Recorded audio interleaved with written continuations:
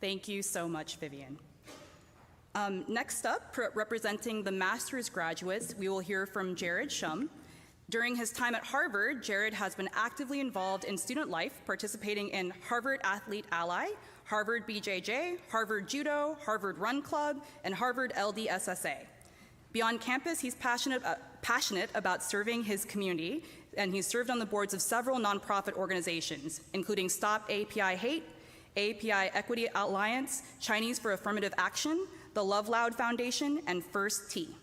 After graduation, Jared will head to the Midwest to join an impact investing fund, while also continuing to pursue his passion of coaching the next generation of elite swimmers. Very impressive. So please welcome to the stage, Jared Shum.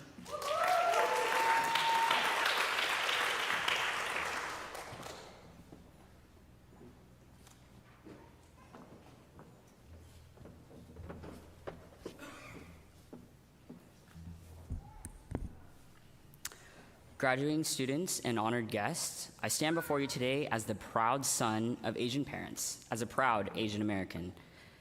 I wish I could say that I've always been proud, but that would be untrue. Truthfully, I wasn't always sure where I belonged. During my formative years, I was lucky. I grew up in a very diverse and liberal part of California and was never directly bullied for my race. But there were other moments, quiet moments, lunchbox moments, you know the ones, when you open up your neatly packed leftovers from home and suddenly you're no longer just a kid trying to eat lunch. You're a cultural ambassador, a curiosity, sometimes even a punchline. And it's in those small, seemingly forgettable moments that the feeling settles in. I am different. There were times I felt not American enough and not Asian enough, always caught in the in-between, hovering in the hyphen of Asian American, unsure of which side I had to lean toward to be accepted, unsure of whether I had the right to fully claim either side at all. But somewhere along the way, I stopped trying to fit in, and I started to stand tall, which, believe me, at 5'4", does not come naturally. Because the truth is, we don't have to choose between parts of ourselves. Our identity isn't a trade-off. It's a symphony, a blending of cultures, histories, languages, and dreams. And so if you've ever felt like you were too much of one thing or not enough of another, let me be the one to tell you, you belong. You belong in this room, you belong in this country, you belong in this moment. You are meant to be here. Just a few steps away from here stands Dexter Gate. When you enter through it, you read the words, "Enter to grow in wisdom." And for the time we've been here, I believe we've done exactly that. In lecture halls, in libraries, and yes, even in the conversations, in challenges, and in community. And when I think about wisdom, I think about my late father. Every night at the dinner table, he'd ask my sister and I what we had learned that day.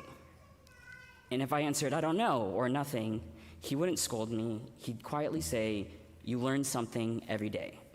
And we'd sit in silence until I could come up with something, anything that I had learned.